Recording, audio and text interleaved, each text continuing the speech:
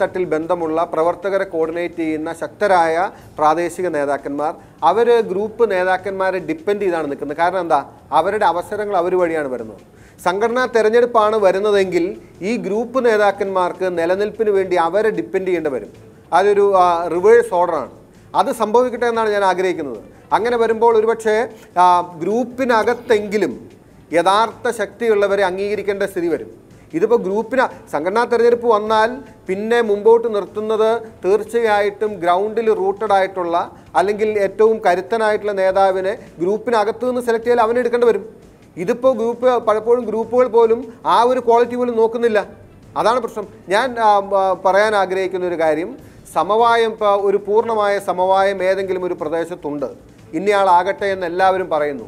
തീർച്ചയായിട്ടും വെൽക്കം, അതിനെ സ്വാഗതം ചെയ്യുന്നതാണ്. പാർട്ടിക്കകത്ത് തർക്കങ്ങളില്ലാതെ ബഹളങ്ങളില്ലാതെ. പക്ഷേ ഒരാളെങ്കിലും ഞാൻ മത്സരിക്കാൻ ആഗ്രഹിക്കുന്നു എന്ന് പറഞ്ഞാൽ അതിനുള്ള അവസരം പാർട്ടി കൊടുക്കണം എന്നുള്ളതാണ് എൻ്റെ വ്യക്തമായ അഭിപ്രായം. കാരണം ഒരുപക്ഷെ രണ്ട് വിഭാഗങ്ങളിലും പെടാത്ത, രണ്ടു പേർക്കും താല്പര്യമില്ലാത്ത, രണ്ടുപേരുടെയും ഔദാര്യങ്ങൾ ലഭിക്കാൻ സാധ്യതയില്ലാത്ത പ്രവർത്തകരായ ആളുകളുണ്ട്.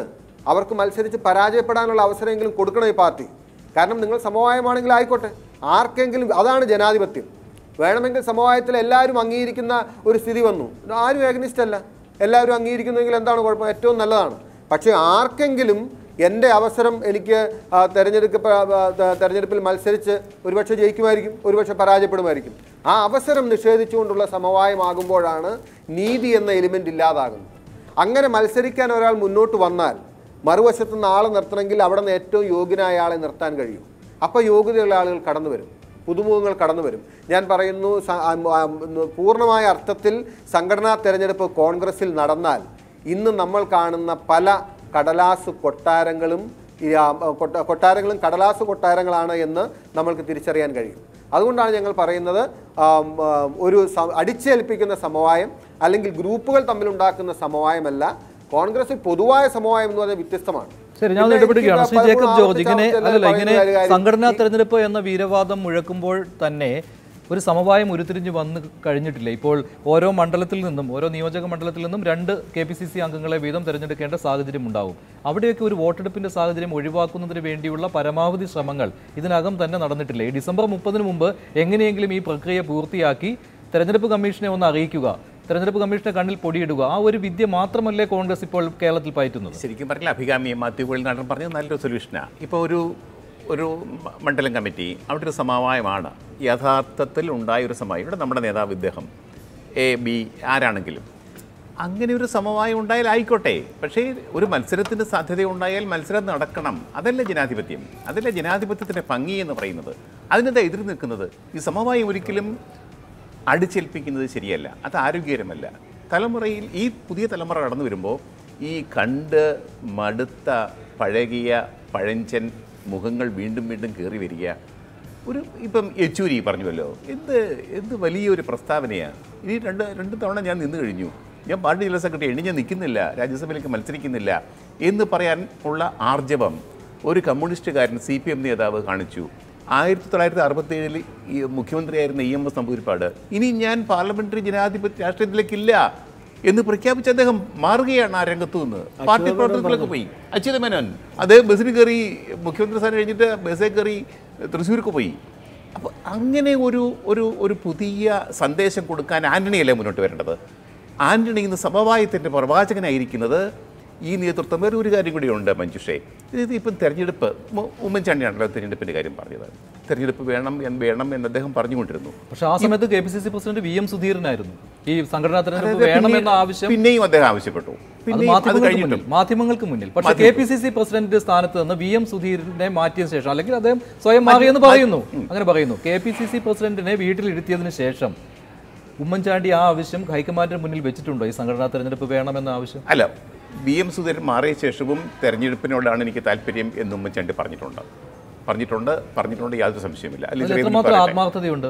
ഇപ്പോൾ സംഘടനാ തെരഞ്ഞെടുപ്പിന് വേണ്ടി, സംഘടനാ തെരഞ്ഞെടുപ്പിനെ പാർട്ടി നേരിടുവാനുള്ള ഒരു സ്ഥിതി ഇപ്പോൾ കേരളത്തിലുണ്ട് എന്ന് ഉമ്മൻചാണ്ടി പോലും കരുതുന്നില്ലല്ലോ.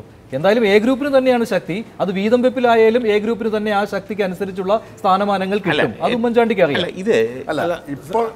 ഇപ്പോൾ സംഘടന എന്ന അനിവാര്യമായി തീർന്നത് ഉമ്മൻചാണ്ടി പറഞ്ഞിട്ടോ സുധീരൻ പറഞ്ഞിട്ടോ അല്ല. ഇലക്ഷൻ കമ്മീഷൻ്റെ തീരുമാനപ്രകാരം ഇലക്ഷൻ നടത്തിയേ കമ്മീഷൻ പ്രകാരം നടത്തിയേ പറ്റൂ. അതായത് ഒരു സംഘടനയുടെ, അത് ഏത് കക്ഷിയായാലും ആ സംഘടനയുടെ ഭരണഘടന അനുസരിച്ച് പ്രഖ്യാപിതമായ രീതിയിൽ തെരഞ്ഞെടുപ്പ് നടത്തണം. അത്തരം തെരഞ്ഞെടുപ്പ് നടക്കാത്ത സംഘടനകൾക്ക് അതിൻ്റെ രജിസ്ട്രേഷൻ അംഗീകാരം റദ്ദാക്കുക എന്നുള്ളത് ഇലക്ഷൻ കമ്മീഷൻ കടമയാണ്. അപ്പോൾ കോൺഗ്രസ് പാർട്ടി 2 വർഷമായിട്ട് തെരഞ്ഞെടുപ്പ് നടത്തിയില്ല. അതുകൊണ്ട് തെരഞ്ഞെടുപ്പ് നടത്തണമെന്ന് നിബന്ധന ഉണ്ടായപ്പോൾ ദേശീയ തലത്തിൽ തന്നെ തെരഞ്ഞെടുപ്പ് നടക്കുകയാണ്. അതിൻ്റെ ഇവിടെ തെരഞ്ഞെടുപ്പ് നടത്തുന്നു എന്ന് പറഞ്ഞാൽ ആ തെരഞ്ഞെടുപ്പ് ഒരു പ്രഹസനമായി മാറും. കാരണം എന്താ, അത്തരം ഒരു തെരഞ്ഞെടുപ്പ് നടത്താൻ സാധ്യമല്ല. ഞാൻ പറയുന്നത് വേറെ അർത്ഥത്തിലൊന്നുമല്ല, പ്രായോഗികമായ പ്രയാസമാണ്. അതല്ല, അത് മാത്രമല്ല, ഈ തെരഞ്ഞെടുപ്പ് നീട്ടണം എന്ന് ഒരിക്കലും ഒരു സംസ്ഥാനവും ആവശ്യപ്പെട്ടതല്ല. അഖിലേന്ത്യാ അതല്ല ഞാൻ ചോദിക്കുന്നു. എന്നെ ദോഷാണ് കാണരുത്. അതായത് കോൺഗ്രസിനുള്ളിൽ സംഘടനാ തെരഞ്ഞെടുപ്പ് നടത്തുക എന്ന് പറയുന്നത് സാധാരണ പ്രായോഗികമല്ല. എങ്കിൽ ഗ്രൂപ്പ് ഇല്ലാതാവണം. ഗ്രൂപ്പ് ഇല്ലാതായി സുധീരൻ പ്രസിഡന്റായ ശേഷം ആദ്യമായി ചെയ്തൊരു കാര്യം, ബൂത്ത് തലത്തിൽ ഒരു ദിവസം, ഒറ്റ ദിവസം വൈകുന്നേരം 5 മണിക്ക് കേരളത്തിലെ ആയിരക്കണക്കിന് ബൂത്തുകൾ ഒരേ സമയം നടന്നു. കാരണം എന്താ, ഗ്രൂപ്പ് നേതാക്കന്മാർക്ക് ഈ ബൂത്തിൽ വന്ന് ഗ്രൂപ്പ് കളിക്കാൻ പറ്റിയില്ല. അതുകൊണ്ട് ഗ്രൂപ്പ് രഹിതമായി തന്നെ ബൂത്ത് ഇലക്ഷൻ നടന്നു. അതൊഴിച്ചാൽ മേലോട്ട് വന്നപ്പോഴത്തേക്ക് സുധീരൊന്നും ചെയ്യാൻ പറ്റിയില്ല. കാരണം എന്താ, ഗ്രൂപ്പ് അടിസ്ഥാനത്തിൽ തന്നെ പങ്കുവെച്ച് 2 കുട്ടത്തിൽ നിന്ന് ഇങ്ങനെ ആൾ വന്ന ശേഷം സുധീരൻ്റെ ആളുകൾ വെച്ചു. ലാസ്റ്റിലായപ്പോഴത്തേക്കൊണ്ട് ഭാരവാഹികളുടെ എണ്ണം കൂടി. KPC ഭാരവാഹികൾ, DC ഭാരവാഹികളെല്ലാം മൈതാനങ്ങളിൽ യോഗം കൊണ്ട അവസ്ഥ വന്നു. അപ്പോൾ സംഘടനാ തിരഞ്ഞെടുപ്പ് എന്ന് പറയുന്ന സംഭവം കേരളത്തിൽ അപ്രായോഗികമാണ്. അതേസമയം തെരഞ്ഞെടുപ്പ് കമ്മീഷന് മുമ്പിൽ പറഞ്ഞിട്ടുള്ള കാര്യം നടപ്പിലാക്കുകയും 92-ൽ സംഘടനാ തെരഞ്ഞെടുപ്പ് നടത്തിയതാണ്. എല്ലാ അർത്ഥത്തിലും താങ്കൾ അതിൽ ഒരു വശത്ത് ഉണ്ടായിരുന്നുവല്ലോ, ഒരു വശത്ത് താങ്കൾ ഉണ്ടായിരുന്നുവല്ലോ 92-ൽ. അന്ന് പ്രായോഗികമായിരുന്നു. പ്രായോഗികമല്ല. യഥാർത്ഥത്തിൽ ഞാനിപ്പോഴും പറയുന്നു, അന്ന് KPCC പ്രസിഡന്റിനെ വരെ തെരഞ്ഞെടുത്തത് സംഘടനാ തെരഞ്ഞെടുപ്പിൽ വോട്ടെടുപ്പിലൂടെയാണ്, നേരിട്ട് വോട്ടെടുപ്പിലൂടെയാണ്. അന്ന് എനിക്കറിയാം, അന്ന് സംഘടനാ തെരഞ്ഞെടുപ്പ് നടന്ന ആന്റണി പുറത്തു പോയത് സത്യം പറഞ്ഞാൽ യഥാർത്ഥത്തിൽ പിന്നീടുള്ള ഗ്രൂപ്പുകൾ ഇത്രയും തീവ്രമായുള്ള കാരണം ആ സംഘടനാ തെരഞ്ഞെടുപ്പാണ്. സംഘടനാ തെരഞ്ഞെടുപ്പ് പ്രായോഗികമല്ല എന്നല്ല, ഈ സംഘടനാ തെരഞ്ഞെടുപ്പ് കൊണ്ട് പാർട്ടിക്ക് ഉണ്ടാകുന്ന നഷ്ടങ്ങൾ അത് ഈ നേതാക്കൾ തിരിച്ചറിഞ്ഞിട്ടുണ്ട്. പക്ഷേ ഈ നേതാക്കൾ അതിനു മുൻപ് സംഘടനാ തെരഞ്ഞെടുപ്പ് എന്ന വാദം ഉന്നയിച്ചതിന് കാരണം KPCC പ്രസിഡന്റായിട്ട് VM സുധീരൻ ഇരുന്നതാണ്. അദ്ദേഹത്തെ മാറ്റുക എന്നുള്ളതായിരുന്നു ഈ 2 ഗ്രൂപ്പുകളുടെയും ആവശ്യം. സുധീരനെ മാറ്റിയതോടുകൂടി സംഘടനാ തെരഞ്ഞെടുപ്പ് ഒന്നാമത്തെ വിഷയമല്ല. ഇപ്പോൾ ഒന്നാമത്തെ വിഷയമല്ല, അവിടെ വീതം വെപ്പാണ്. സുധീരൻ മാറി. അടുത്ത പ്രശ്നം എന്താ, അടുത്ത സംബന്ധിച്ചപ്പോൾ രമേശ് ചെന്നിത്തല പ്രതിപക്ഷ നേതാവാണ്. ഉമ്മൻചാണ്ടി KPCC പ്രസിഡന്റ് ആകാനില്ലെങ്കിൽ പോലും ഒരു ഗ്രൂപ്പിനെ നയിക്കുന്നു. നാളെ കോൺഗ്രസിന് എപ്പോഴെങ്കിലും ഒരു ഭരണം കിട്ടുമ്പോൾ ആരാണ് മുഖ്യമന്ത്രി ആവേണ്ടത് എന്നതിനെ സംബന്ധിച്ചുള്ള തർക്കമാണ് ഇനി വരാൻ പോകുന്നത്. പാർട്ടിയിൽ ഏറ്റവും കൂടുതൽ ഏത് ഗ്രൂപ്പിനാണ് അത് തന്നെ അദ്ദേഹം തന്നെ. അങ്ങനെയാണല്ലോ രമേശ് ചെന്നിത്തല പ്രതിപക്ഷ നേതാവായത്.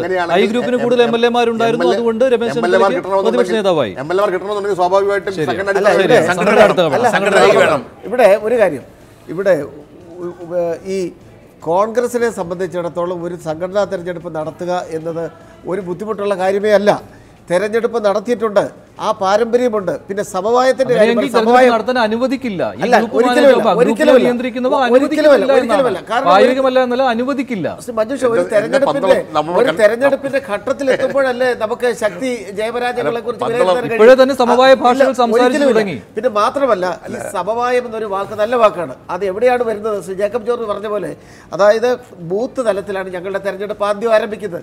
ആ ഒരു ബൂത്തിൽ ഒരു 150-ഓ 200-ഓ കോൺഗ്രസ് പ്രവർത്തകർ, അനുഭാവികൾ, മെമ്പർഷിപ്പ് ഉള്ളവർ കൂടി അതിൽ ഏറ്റവും യോഗ്യനായിട്ടുള്ള ഒരാൾ, ചിലപ്പോൾ ചെറുപ്പക്കാരായിരിക്കും, ഒരു ബൂത്ത് പ്രസിഡന്റായിട്ടോ അല്ലെങ്കിൽ ബൂത്ത് പ്രതിനിധിയായിട്ടോ അവിടെ കൂടിയിരിക്കുന്ന ഒരാളെയാണ് തിരഞ്ഞെടുക്കുന്നത്.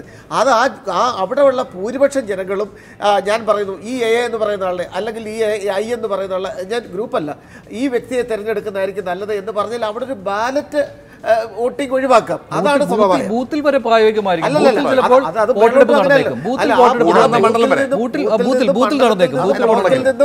ബ്ലോക്കിൽ നിന്നും PCC മെമ്പർമാരായിട്ട് ഇതേ പാറ്റേണിലാണല്ലോ തെരഞ്ഞെടുപ്പ് വരുന്നത്. ആ തെരഞ്ഞെടുപ്പ് വരുമ്പോൾ ഇപ്പോൾ ഏറ്റവും ഒടുവിൽ രമേശ് ചെന്നിത്തല തെരഞ്ഞെടുപ്പിലൂടെയാണ് വന്നത്. പിന്നെ മുകളിലേക്ക് ഇപ്പോൾ മണ്ഡലത്തിൽ നിന്നും, ഓരോ നിയോജക മണ്ഡലത്തിൽ നിന്നും 2 പേർ, അങ്ങനെ ആകെ 280. കാസർഗോഡ് നിന്ന് മാത്രം ഏതോ ഒരു മണ്ഡലത്തിൽ നിന്ന് 3 പേരുണ്ടല്ലോ. അങ്ങനെ 281 KPCC അംഗങ്ങളെ തിരഞ്ഞെടുക്കേണ്ടി വരും. അവിടെ ഈ വോട്ടെടുപ്പ് പ്രായോഗികമായിരിക്കുമോ? ഈ വോട്ടെടുപ്പ് ആയിരിക്കുമോ അതോ വീതം വെപ്പ് തന്നെ ആയിരിക്കും? അല്ല, വോട്ടെടുപ്പ് വേണ്ടി വന്നാൽ വോട്ടെടുപ്പ് നടക്കും, ഒരു സംശയം വേണ്ട. എത്രയോ ഇവിടെ ശ്രീ വക്കം പുരുഷോത്തമൻ കഴിഞ്ഞ ഒരു തെരഞ്ഞെടുപ്പ് 92-ൽ ഇലക്ഷന് തോറ്റില്ലേ? അപ്പൊ എത്രയോ വലിയ പ്രധാനപ്പെട്ട നേതാക്കന്മാരെ തോൽപ്പിച്ച സാഹചര്യമാണോ അല്ലയോ എന്നുള്ളതാണ്. 92-ൽ ഈ റോഡിൽ കിടന്ന് അടിയുണ്ടാക്കിയാൽ പോലും കുഴപ്പമില്ലായിരുന്നു. അന്ന് ഭരണം കയ്യിലുള്ള സമയം കൂടിയാണ്. ഒരടി ഉണ്ടായിട്ടില്ല. അന്നൊരു ഗ്രൂപ്പിനെ നയിച്ചിരുന്ന അല്ലല്ല, ഞാൻ പറയട്ടെ, സമവായം എന്ന് പറയുന്ന തെരഞ്ഞെടുപ്പ് പ്രോസസ്സ് നടക്കുമ്പോൾ മാത്രം ഒരു റിട്ടേണിംഗ് ഓഫീസറാണ് തീരുമാനിക്കേണ്ടത്. കാരണം അവിടെ എല്ലാവരുടെയും അംഗീകാരമുള്ള ഒരാളാണെങ്കിൽ പിന്നെ തെരഞ്ഞെടുപ്പിന് ഒരു വോട്ടിങ്ങിൻ്റെ ആവശ്യമില്ല. അതാണ് സമവായം. ശ്രീ എ കെ ആന്റണി ഉദ്ദേശിച്ചത് അത് തന്നെയാണ്. ആ നിലയിൽ മുകളിൽ വരെ വരുന്നതിൽ തെറ്റൊന്നുമില്ല. അതിന് പകരം നമ്മുടെ ഒരു ഭീതി എന്ന് പറഞ്ഞാൽ ഈ യഥാർത്ഥത്തിൽ പലപ്പോഴും ആദ്യ ഗ്രൂപ്പ് പിന്നെ പാർട്ടി എന്ന നിലയിലേക്ക് ഇപ്പൊ വന്നിട്ടുണ്ട്. KPCC അംഗത്തെയും അങ്ങനെ സമവായത്തിലൂടെ തെരഞ്ഞെടുക്കുന്നു. KPCC പ്രസിഡന്റിനെ എന്തുകൊണ്ടാണ് സമവായത്തിലൂടെ മതി എന്ന തീരുമാനത്തിലേക്ക് വന്നത്? ഇല്ലല്ല, അങ്ങനെ തീരുമാനിച്ചിട്ടില്ലല്ലോ. KPCC പ്രസിഡന്റ് സമവായത്തിൽ KPCC പ്രസിഡന്റ് ഹൈക്കമാൻഡ് തീരുമാനിക്കുന്നത് അത് ഇലക്ഷൻ വരുമ്പോൾ അത് ഇലക്ഷൻ തന്നെ ആയിരിക്കും. അതല്ലാതെ ഇപ്പോൾ ശ്രീ VS സുധീരനെ തീരുമാനിച്ചതും ശ്രീ സീനിയർ വൈസ് പ്രസിഡന്റായ ശ്രീ MMSനെ തീരുമാനിച്ചതും ഹൈക്കമാൻഡാണ്, അത് ഇലക്ഷൻ അല്ല. ശ്രീ ഉമ്മൻചാണ്ടി പറയുന്നത് അന്നും ഇന്നും അദ്ദേഹം പറയുന്നത് അങ്ങനെയാണെങ്കിൽ MM ഹസൻ അവിടെ ഇരിക്കട്ടെ താൽക്കാലിക പ്രസിഡന്റായിട്ട്. സംഘടനാ തെരഞ്ഞെടുപ്പ് നടക്കട്ടെ, KPCC ഭാരവാഹികളെ തെരഞ്ഞെടുത്ത് വരട്ടെ, ഈ KPCC അംഗങ്ങൾ ചേർന്ന് KPCC പ്രസിഡന്റിനെ തെരഞ്ഞെടുക്കട്ടെ. അങ്ങനെ ഒരു തീരുമാനത്തിലേക്ക് എന്തുകൊണ്ട് വരുന്നില്ല? അല്ല, അങ്ങനെയുള്ള തീരുമാനം അങ്ങനെയല്ലേ. ഡൽഹിയിൽ ഇപ്പോൾ പുതിയ KPCC പ്രസിഡന്റിനെ കുറിച്ച് ചർച്ച നടക്കുന്നത്? അല്ല, അത് ആര് പറഞ്ഞു? പുതിയ പ്രസിഡന്റ് ഇപ്പൊ പ്രസിഡന്റ് ഉണ്ടല്ലോ കേരളത്തിൽ. അല്ല, ആ താൽക്കാലിക പ്രസിഡന്റ് മലപ്പുറം ഇലക്ഷൻ കഴിയുന്നവരെ മാത്രമല്ലേ ഉണ്ടായിരുന്നുള്ളൂ? അതല്ലായിരുന്നു തീരുമാനം? അതായിരുന്നുവല്ലോ മലപ്പുറം ഉപതെരഞ്ഞെടുപ്പ് വരെ. അതിനുശേഷം പുതിയ ആളെ നിയമിക്കും. ഇപ്പൊ ഈ ചർച്ച നടക്കുമ്പോൾ കേരള പ്രദേശ് കോൺഗ്രസ് കമ്മിറ്റിയുടെ പ്രസിഡന്റ് ശ്രീ MMS ആണ്. സംഘടനാ തെരഞ്ഞെടുപ്പ് കഴിയുന്ന ദിവസം വരെ, അതായത് KPCC ഭാരവാഹികളെ തെരഞ്ഞെടുക്കുന്നത് വരെ ഇതേ KPCC പ്രസിഡന്റ് ആ പദവിയിൽ ഉണ്ടായിരിക്കുമോ? ചിലപ്പോൾ അറിയാൻ പറ്റില്ലല്ലോ. അറിയാൻ പറ്റില്ല. അല്ലല്ല, അതെന്തിനാണ് KPCC പ്രസിഡന്റിനെ അപ്പോൾ മാറ്റുന്നത്? ഈ KPCC അംഗങ്ങൾ ചേർന്ന് ഈ പ്രസിഡന്റിനെ തെരഞ്ഞെടുത്താൽ പോരെ പുതിയ ആളെ? അല്ല, ഒരു വാക്കും ഉണ്ടാവും. അതായത് ശ്രീ VS സുധീരൻ രാജിവെച്ചപ്പോഴാണല്ലോ സീനിയർ വൈസ് പ്രസിഡന്റ് എന്നുള്ള നിലയിൽ ശ്രീ MMSനെ അദ്ദേഹത്തെ സ്ഥിരമാക്കാമല്ലോ. അല്ല, അത് സ്ഥിരമാക്കാൻ പറ്റില്ല. കാരണം തെരഞ്ഞെടുപ്പ് പ്രഖ്യാപിച്ചു കഴിഞ്ഞാൽ പിന്നെ ആ പ്രോസസ്സ് കഴിയാതെ ഒരാളെ സ്ഥിരപ്പെടുത്താൻ പറ്റില്ല. പുതിയ ആളെ വെക്കാമോ? അല്ല, പുതിയ ആളെന്ന് പറഞ്ഞാൽ ഒരു പുതിയ ഇലക്ടഡ് പ്രസിഡന്റ് വരട്ടെ, അത് ആരും ആകട്ടെ. അതല്ല എന്റെ ചോദ്യം അതല്ല. ഇപ്പോൾ ഡൽഹിയിൽ പുതിയ KPCC പ്രസിഡന്റിനെ നിയമിക്കുന്നതിനുള്ള ചർച്ചകൾ നടക്കുന്നുണ്ട്. താങ്കൾ എത്ര നിഷേധിച്ചാലും അങ്ങനെ ഒരു ചർച്ച നടക്കുന്നുണ്ട്. അപ്പോൾ ഈ സംഘടനാ തെരഞ്ഞെടുപ്പ് കഴിയുന്നത് വരെ എന്തിനാണ് പുതിയ ഒരാൾ KPCC പ്രസിഡന്റായിട്ട് വരുന്നത്? ഈ KPCC അംഗങ്ങളെ തെരഞ്ഞെടുക്കുമല്ലോ എന്തായാലും സംഘടനാ തെരഞ്ഞെടുപ്പിലൂടെ. അവ വോട്ട് ചെയ്തല്ലേ പുതിയ KPCC പ്രസിഡന്റ് വരേണ്ടത്? അല്ലെങ്കിൽ സമവായം ഉണ്ടാകണമെങ്കിൽ ആ സമയത്തല്ലേ സമവായം ഉണ്ടാകേണ്ടത്? അല്ല, അത്തരം കാര്യങ്ങളൊക്കെ ഏത് കാര്യവും തീരുമാനിക്കാനുള്ള സംഘടനാപരമായി തീരുമാനിക്കാനുള്ള അവകാശം ഹൈക്കമാൻഡിനാണ്. ആ ഹൈക്കമാൻഡ് തീരുമാനിക്കട്ടെ. സുധാകര, ഈ ഒരു KPCC പ്രസിഡന്റ് വന്നു കഴിഞ്ഞു, തൽക്കാലത്തേക്കെങ്കിൽ KPCC പ്രസിഡന്റ് ആണോ? രണ്ടാഴ്ച കഴിയുമ്പോഴത്തേക്ക് അത് മാറട്ടെ, പുതിയ ഒരാളെ ഹൈക്കമാൻഡ് കൊണ്ടുവരാൻ പോകുന്നു. അതായത് സംഘടനാ തെരഞ്ഞെടുപ്പ് പ്രഖ്യാപിച്ചു കഴിഞ്ഞാൽ പിന്നെ എന്തിനാണ് ഇങ്ങനെ KPCC പ്രസിഡന്റിനെ മാറ്റുന്നത്? ശ്രീ മാത്യു കുഴൽനാടൻ, ഈ KPCC പ്രസിഡന്റുമാരെ ഇങ്ങനെ മാറ്റി കളിക്കേണ്ട ആവശ്യമുണ്ടോ? എന്തായാലും സംഘടനാ തെരഞ്ഞെടുപ്പ് കൊണ്ട് ഉദ്ദേശിക്കുന്നത് KPCC പ്രസിഡന്റിനെ വരെ തെരഞ്ഞെടുക്കുക എന്നുള്ളതാണല്ലോ. ഇപ്പോൾ പിന്നെ എന്തിനാണ് ഇങ്ങനെ ഒരു മാറ്റം വരുന്നത്? അല്ല, ഇവിടെ എനിക്ക് തോന്നുന്നു ഇന്ന് ബഹുമാനായ ശ്രീ A K ആന്റണി നടത്തിയ പ്രസ്താവന അത് വളരെ സൗകര്യപൂർവ്വം ആരെങ്കിലും വളച്ചൊടിച്ച് ഈ പാർട്ടിയിൽ സമവായം നടത്തണമെന്നാണ് അദ്ദേഹം പറഞ്ഞത് എന്ന് എനിക്ക് വ്യക്തിപരമായി തോന്നുന്നില്ല. കാരണം ഞങ്ങളൊക്കെ പലപ്പോഴും അദ്ദേഹത്തോട് ഞങ്ങളുടെ കാര്യങ്ങൾ ആവശ്യപ്പെടുകയും പറയുകയും ഒക്കെ ചെയ്യുമ്പോൾ തീർച്ചയായിട്ടും പാർട്ടിയിൽ നീതി നടക്കണമെന്നും ഒരു അഭിപ്രായ ഐക്യമുണ്ടെങ്കിൽ നല്ലതാണ്, അല്ലാത്ത ചെറുപ്പക്കാർക്കുള്ള അവസരങ്ങളിനുള്ള ഒരു അവസരം ഉണ്ടാകും, അതിനുള്ള പരിശ്രമം അദ്ദേഹത്തിന്റെ ഭാഗത്ത് ഉണ്ടാകുമെന്ന് അദ്ദേഹം പറഞ്ഞിട്ടില്ല. എനിക്കൊന്ന് ഏറ്റുമുട്ടലിന്റെ അന്തരീക്ഷം പാർട്ടിയിൽ ഉണ്ടാകരുത്. പക്ഷേ അതല്ല എന്റെ ചോദ്യം. അതല്ല, ഈ സംഘടനാ തെരഞ്ഞെടുപ്പ് പ്രഖ്യാപിച്ച സ്ഥിതിക്ക് ഏപ്രിൽ 18-ന് സംഘടനാ തെരഞ്ഞെടുപ്പ് പ്രഖ്യാപിച്ചുവല്ലോ. അതിനുശേഷം എന്തിനാണ് KPCC പ്രസിഡന്റിന്റെ കാര്യത്തിൽ ഒരു അവ്യക്തത? KPCC പ്രസിഡന്റിനെ കൂടി തെരഞ്ഞെടുക്കാനുള്ളതാണല്ലോ സംഘടനാ തെരഞ്ഞെടുപ്പ്. അല്ല മഞ്ജുഷ്, എനിക്ക് തോന്നുന്നു സത്യസന്ധമായി പറഞ്ഞാൽ ഇന്ന് ഈ ചർച്ചയിൽ പങ്കെടുക്കുന്ന ആരും അതിന് ഉത്തരം പറയാൻ പ്രാപ്തരല്ല. കാരണം കോൺഗ്രസിൻ്റെ ഒരു പാരമ്പര്യം വെച്ച് KPCC അധ്യക്ഷനെ നിയോഗിക്കുന്ന ഒരു പെറോഗേറ്റീവ് എന്ന് പറഞ്ഞാൽ അത് സ്വാഭാവികമായിട്ടും ഹൈക്കമാൻഡിനാണ്. അങ്ങനെയാണെങ്കിൽ ഒരു നേതാവും ഒരു ചർച്ചയിലും ഒരു വേദിയിലും പറയരുത് കോൺഗ്രസിൽ വലിയൊരു ജനാധിപത്യ പ്രക്രിയ നടക്കുന്നു, അതിന്റെ പേര് സംഘടനാ തെരഞ്ഞെടുപ്പ് എന്നാണ്, അവിടെ ബൂത്ത് തലം മുതൽ KPCC പ്രസിഡന്റ് വരെ വോട്ടെടുപ്പിലൂടെ ഞങ്ങൾ തെരഞ്ഞെടുക്കുന്നവരാണ് എന്ന്. ഈ വലിയ ജനാധിപത്യ പ്രക്രിയയെക്കുറിച്ച് വാചാലമാകരുത്. ഹൈക്കമാൻഡ് തന്നെ തീരുമാനിക്കും ആര് വരണമെന്ന്. അല്ല അല്ല, ഞാൻ പറയാം മഞ്ജുഷേ, അത് നിങ്ങൾക്ക് വേണമെങ്കിൽ അങ്ങനെ കാണാം. പക്ഷേ ഒരുപക്ഷെ ഞാൻ പറഞ്ഞല്ലോ, പൂർണ്ണ തോതിൽ KPCC അംഗങ്ങളെ തിരഞ്ഞെടുത്ത് കഴിഞ്ഞാലും ഒരാൾക്ക് മജോറിറ്റി ഉണ്ടെന്നറിഞ്ഞാലും ഒരുപക്ഷെ എല്ലാവരും ഒന്നിച്ചു ചേർന്ന് ആ തീരുമാനം ഹൈക്കമാൻഡ്